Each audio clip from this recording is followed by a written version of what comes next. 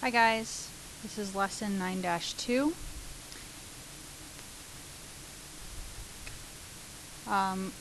We talked last class about what a right triangle is. It's a triangle with a right angle in it. What are legs? They're the two sides of the right triangle that make up the right angle. They're the A and the B. And the hypotenuse is the longest side across from the right angle, which is C. The Pythagorean theorem is a squared plus b squared equals c squared.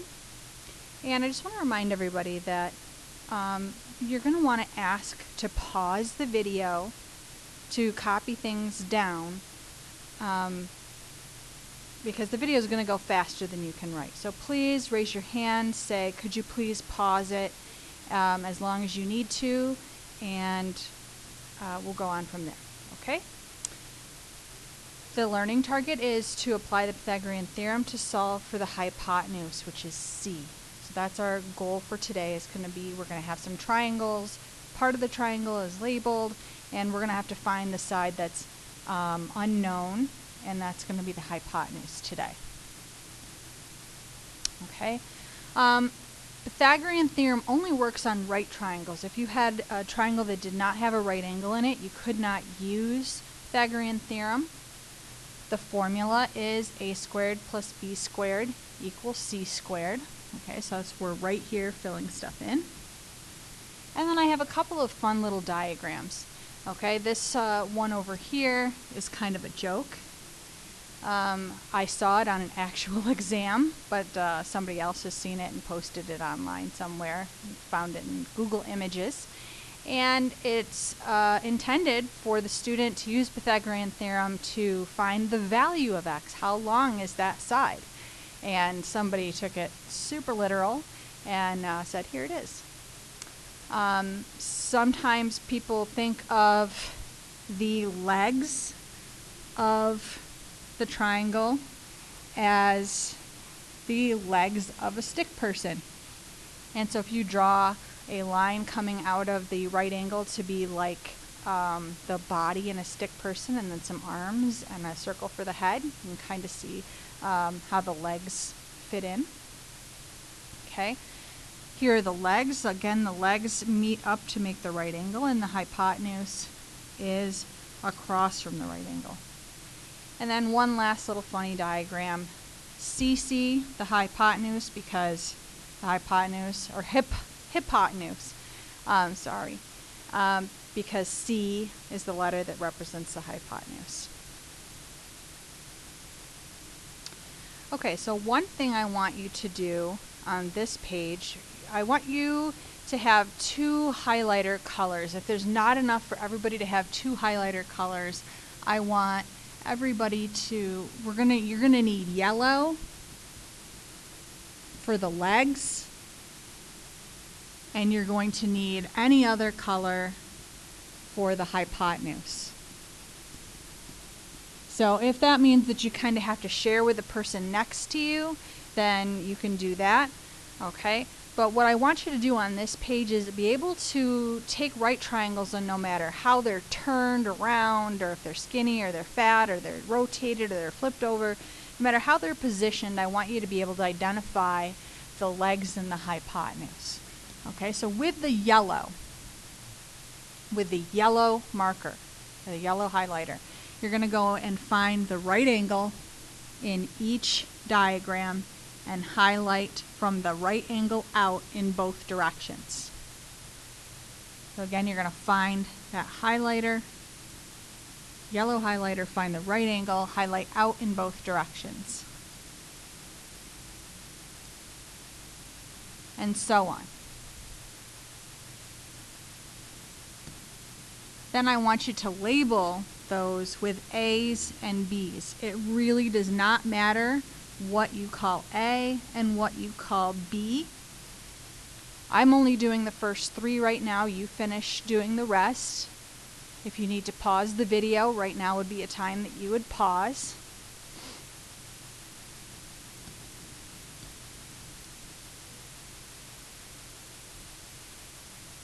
The next thing I'm going to have you do is take your other color of highlighter and color all the hypotenuse lengths.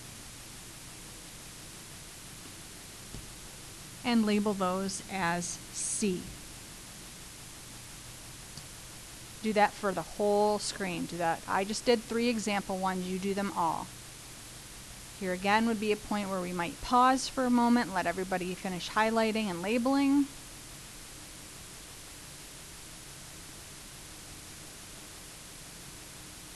And when it's all done, it would look like that.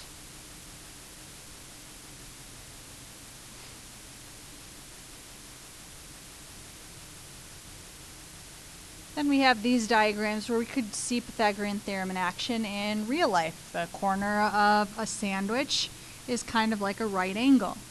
So our yellow highlighters highlighting those corners. I see a right angle here, highlighting those legs.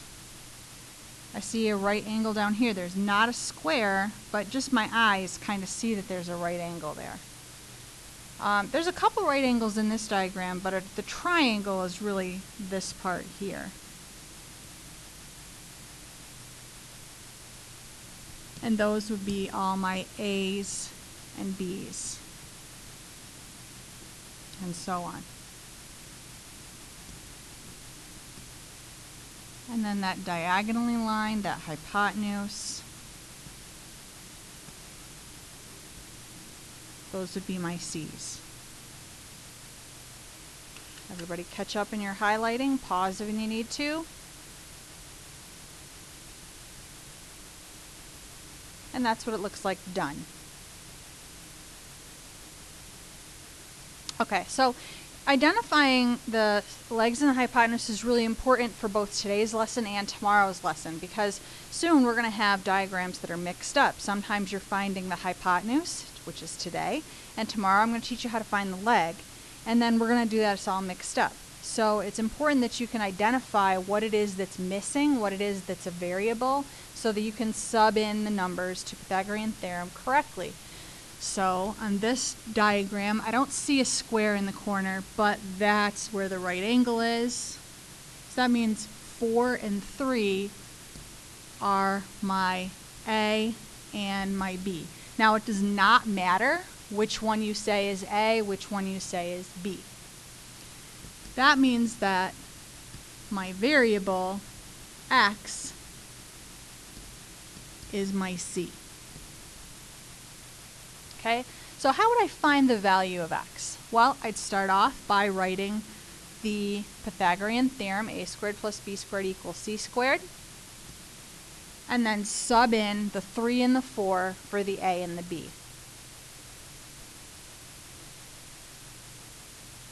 Then we're going to square the values of a and b.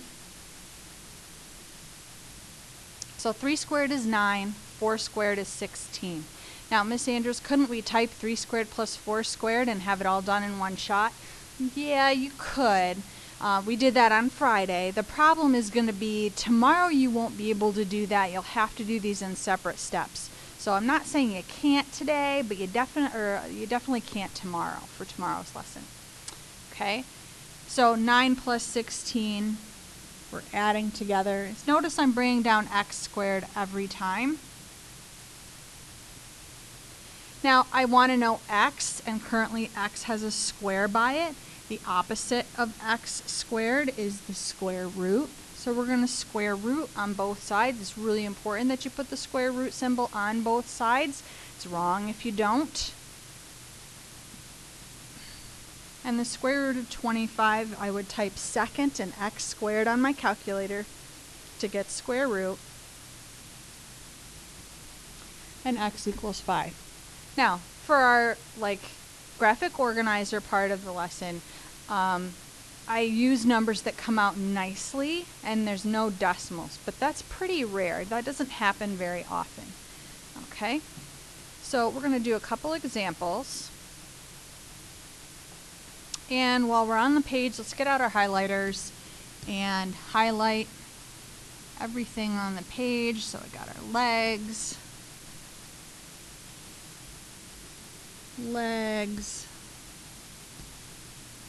hypotenuse, hypotenuse. Okay?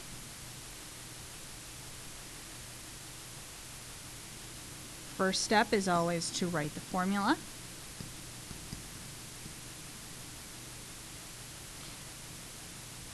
A and B are my yellow numbers, so 8 squared plus 11.7 squared equals, now, I will say that since x is technically the c, you can sub in x in the place of c, but it's also not wrong if you just want to leave it a c. Okay, and I'll do an example both ways, doesn't really matter. So you can change the c to an x, or you can leave it a c. At any rate, 8 squared is 64. 11.7 squared, gosh, that's not something I can do in my head. So 11.7 squared on the calculator is 136.89 equaling x squared. Then we're going to add those two together. 200.89. Almost done. Lastly, because we want only x, and I'm going to scroll this up a little bit. We're going to square root both sides, so I get x by itself.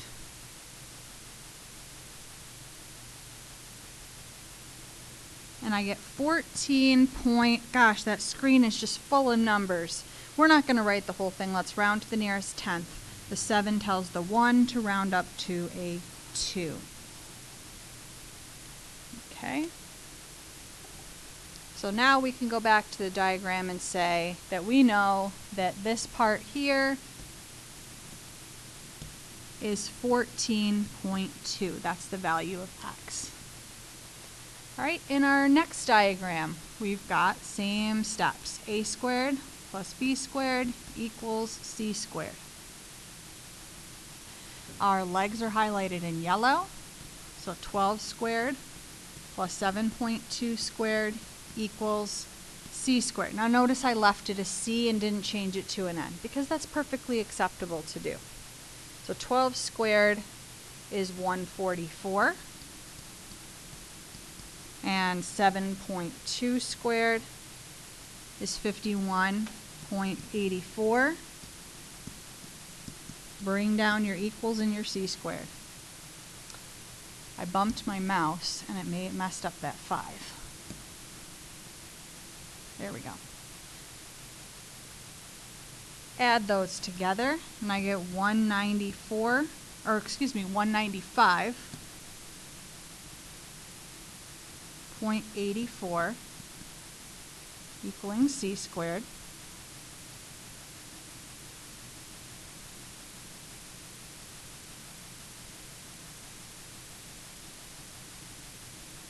Square root both sides. Now, this says 13.99.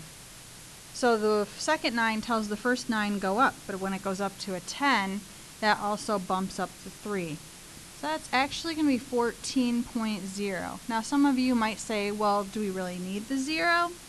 And I'm going to tell you it's better to be safe than sorry. If the directions say round to the nearest tenth, and the nearest tenth happens to be a 0, you should put it, because that demonstrates that you understand what nearest tenth means, that you should have one decimal place in your answer.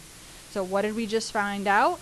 We found out that this distance right here is 14.0, whatever the units are, inches, centimeters, it's not specified. Okay, lastly, you can use Pythagorean theorem to find distances. So for example, if I have this diagram right here and I wanted to know, hey, what's the distance between this point, point 1, and point 2? What's that distance? Well, I can use Pythagorean theorem to figure that out. What I have to do is, this is going to feel a lot like rise over run, guys, but don't think about slope. We're not doing that, okay? I'm going to take and connect the two dots following the pathways of the coordinate plane, and you can see that makes a right angle right there. So using our highlighters, that's a leg, that's a leg. How big are they? Well, this one is 1, 2, that's 3, and that one is 2. So what we're looking for is this distance, the hypotenuse, and that's our C. That's what we don't know. So we would just use our Pythagorean theorem.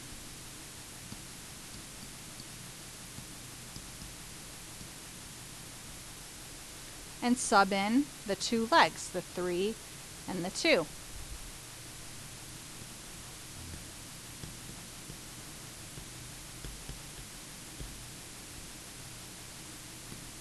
Square, add, square root. Again, I'm going fast. Please ask for things to be paused when you need them to be.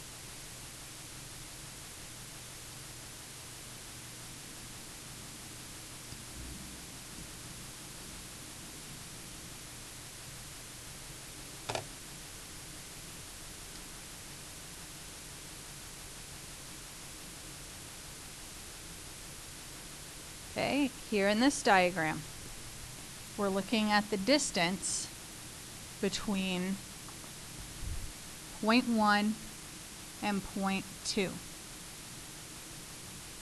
And that's what we do not know. What we're going to use is Pythagorean theorem to find that. There's a right angle down here in this corner, which makes this side and this side my legs, and I can just count boxes. That's one box, 1, 2, 3, 4, that's 5 boxes.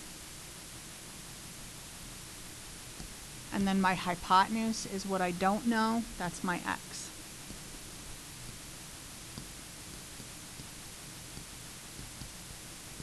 Write the formula, yes, every time, every problem, on the homework too. Sub in 1 squared plus 5 squared. Now I could have written 5 squared plus 1 squared. It would not make any difference. Equals c squared. Careful, because 1 squared does not mean 1 times 2. It means 1 times 1, which is 1, plus 25 equals c squared.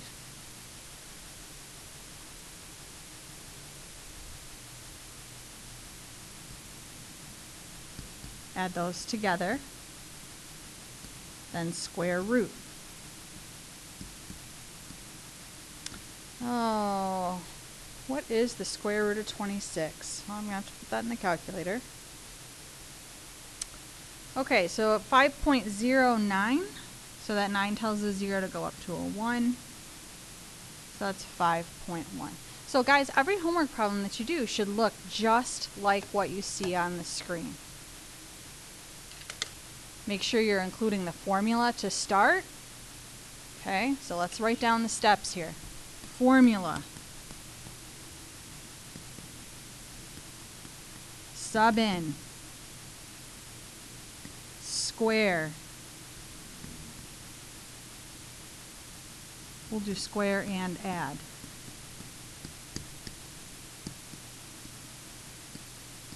And then square root.